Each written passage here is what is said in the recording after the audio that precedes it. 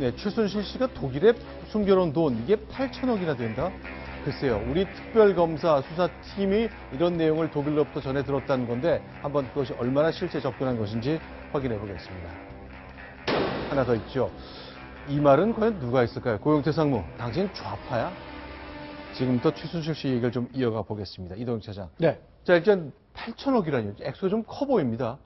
상당히 천문학적인 금액인데요. 지금 한국일보의 보도 내용입니다. 비덱스포츠라는 최순실 모녀가 독일에 세운 그런 페이퍼 컴퍼니를 통하고 이런 페이퍼 컴퍼니가 500여 개에 이르고 그 페이퍼 컴퍼니를 통해서 무려 8천억 원에 이르는 자금이 독일 곳곳에 숨겨져 있다. 이런 내용의 보도였습니다. 일단 비덱스포츠의 후신인 코레스포츠를 통해서 약 500여 개에 이르는 페이퍼 컴퍼니가 만들어진 그런 정황들은 일부 포착이 된 것 같습니다. 그런데 정확하게 그 금액이 8천억에 이른다는 내용까지는 아직 구체적으로 확인된 것 같지는 않습니다. 이 특검에서도 페이퍼 컴퍼니가 만들어진 그런 정황은 독일 검찰 측을 통해서 확인을 한 것 같습니다. 하지만 그 구체적인 금액까지는 아직 확인이 됐다고는 밝히지 않고 있습니다. 네, 이규철 특검보가 직접 얘기를 했습니다. 일단 재산 형성 과정 그 뿌리에 대한 수사를 하겠다 그랬거든요. 소개하겠습니다. 특검법의 수사 대상에 보시면 그 재산 형성 과정에 대한 의혹도 포함이 되어 있습니다.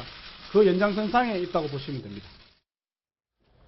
자, 이렇게 얘기를 했습니다만 일단 이명박 정부 시절부터 예전부터 축적된 보고서를 계속 특검팀이 입수하고 있나 보죠? 네, 그렇습니다. 이제 특검이 이제 최근에 입수했다는 보고서가 알려지고 있는데요. 이제 당시 2007년 한나라당 대선 후보 경선 과정에서 굉장히 치열하게 이명박 당시 후보와 박근혜 후보가 이제 맞붙었는데요. 그 당시에 그 이명박 후보 캠프 측 인사인 한 정책특보 임모 씨가 작성한 문서로 알려져 있습니다. 내용이 약 50페이지가량의 분량인데요. 그중에 핵심적인 내용이 있습니다.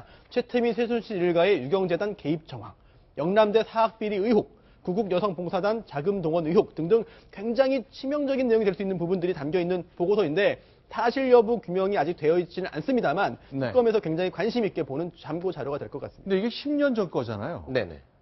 이게 그 당시에 2007년 경선 과정에서 활용되지 못했던 이유가 당시에 이제 김혜호 목사가 박근혜 후보 검증 기자회견과 관련해서 명예훼손으로 이제 감옥 생활을 했습니다. 이 사건의 이 작성자인 임모 씨도 연루가 돼서 이 자료가 2007년 경선 과정에는 전혀 활용되지 못했습니다. 그리고 또 지난 2012년도에요. 정호성 청와대 비서관이 이와 관련된 자료를 포함한 최 씨 일가의 내용, 이 서류에 대해서는 일체 유출되지 않도록 해라. 이런 지시를 내렸던 것으로도 알려지고 있습니다. 자, 일단 정유라 씨 여권 무효화도 할 수 있고요. 또 독일과 수사 공조를 통해서 빨리 귀국시키겠다는 것이 있습니다만, 손소 변호사. 한 매체의 보도입니다만 아직 검증되지 않았습니다. 그러나 미국 캘리포니아에 와 있다? 이런 얘기는 무슨 얘기입니까? 네, 미국에 있다는 이야기는 지금까지 나오지 않았는데요. 어디까지 신뢰할 수 있을지 모르겠습니다만 굉장히 충격적인 얘기가 아닐 수 없습니다.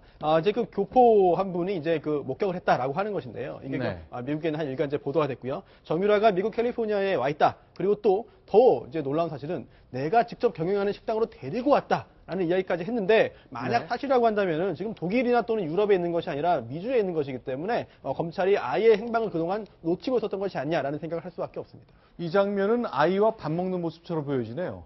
그렇습니다. 따르게 별도로 동반하고 있는 사람은 없었지만 아이와 함께 있는 장면을 봤다. 이런 내용의 보도가 나왔는데요.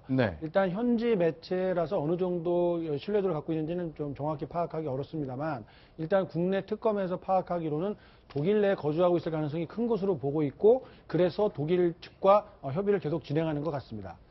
자, 어쨌건 미국에 갔을 가능성 거론되고 있습니다만 글쎄요. 일단 이 정유라 씨가 귀국을 빨리 해서 여러 가지 좀 압박이 있어야 최순실 씨의 생각도 좀 달라지고 그럴 수 있을 것 같습니다. 고영택 씨가 최근에 중앙일보 인터뷰를 했는데요. 관련된 얘기를 좀 나눠봤으면 좋겠습니다. 조윤선 장관의 문체부 장관 내정 사실도 예상할 수 있었다. 무슨 얘기입니까, 그건? 이 고영태 씨가 예전에 이제 최순실 씨와의 전화 통화 내용을 들었었던 것을 이제 실토를 한 건데요. 최순실 씨가 이렇게 말을 했다는 겁니다. 박근혜 대통령과 전화를 하면서 최순실 씨, 조윤선 씨가 조윤선이 문체부 장관이 될 확률이 높다라는 말을 한 것을 들었다고 직접 이야기를 했고요.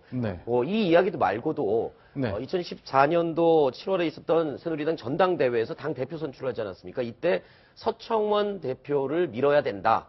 라는 식의 이야기가 오간 것도 고영태 씨가 직접 들었다라고 인터뷰를 하면서 밝혔습니다.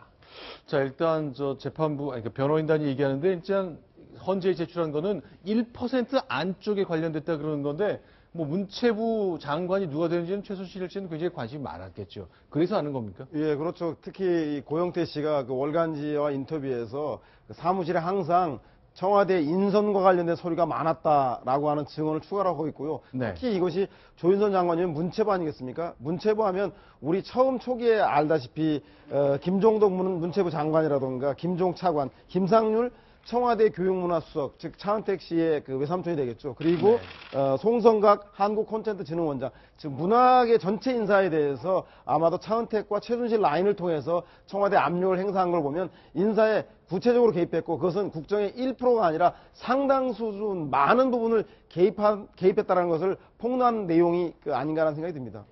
자, 황준욱 차장, 실제로 이 인터뷰에서 고영태 씨가 자기가 아는 많은 사람들의 인물평을 했다면서요? 네, 뭐 2차 청문회에서 나온 김기춘이라든가 차은택 씨에 관한 그 느낌도 이야기를 했었는데요.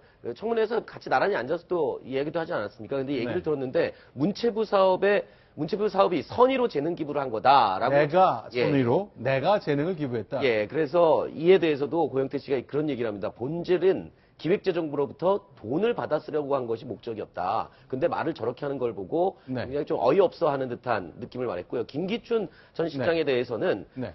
기억이 안 난다, 모른다, 아니다. 그리고 계속 버티는 모습을 보면서 머리 좋은 사람일 텐데 나 같으면 속 시원하게 다 털어놓고 그리고 이야기를 할 텐데 왜 저렇게 버티는지 그리고 모든 걸 모른다라고 하는 모습을 보면서 뭔가 숨기는 게 분명하다라는 느낌까지 받았다. 이런 식의 자기의 느낌을 실제로 인터뷰에서 얘기를 했습니다. 자, 대통령이 들고 있는 저 가방 바로 이제 고영태 씨가 만든 거잖아요. 자, 어쨌건 고영태 씨와 최순실 씨의 만남, 이 가방 때문에 시작됐다는 거죠. 그렇습니다. 최순실 씨가 가방 사러 왔다라고 하면서 이 고영태 씨에게 발신 제한 표시가 되어 있는 전화로 전화를 걸어왔고 네. 이 두세 달에 한 번꼴로 이렇게 연락이 와서 가방을 만들어서 갖다 주면 어떻게 내가 최순실 씨에게 갖다 준 가방이 대통령이 들고 있을까? 네. 이런 이야기를 했다라고 네. 고영태 씨가 증언을 하고 있습니다. 네, 실제로 좀 보겠습니다. 실제 평가도 해놓은 게 있죠? 그런데 이제 이런 질문이 뒤따랐죠.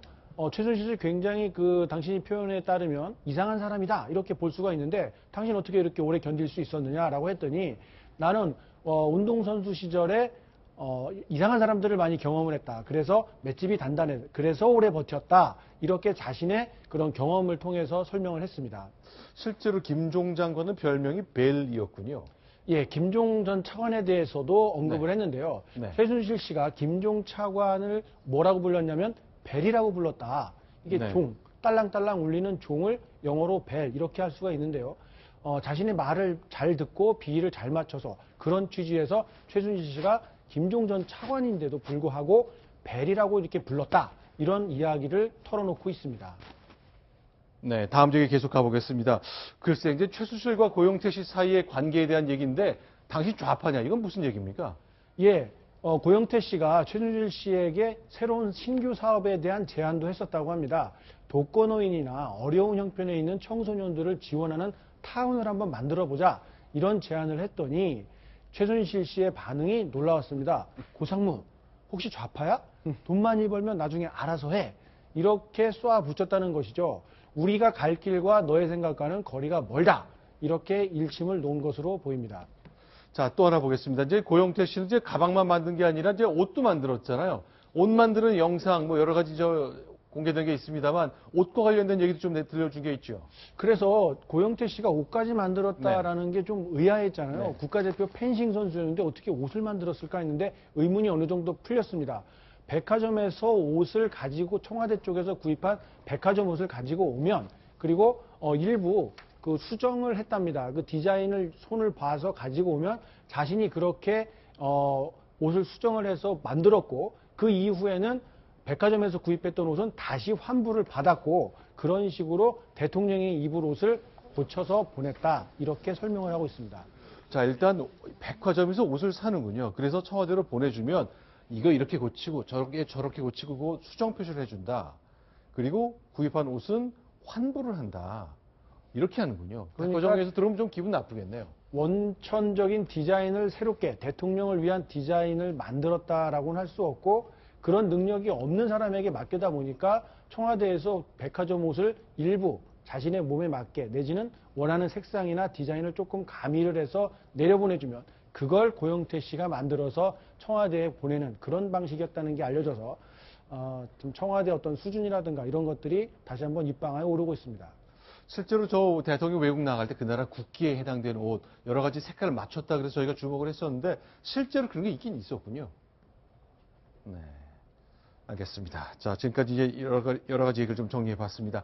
자, 서양호 소장님 여기서 인사드리고 새로운 편을 다시 모시겠습니다. 고맙습니다. 자, 5번째 소식 보겠습니다. 순위 확인합니다.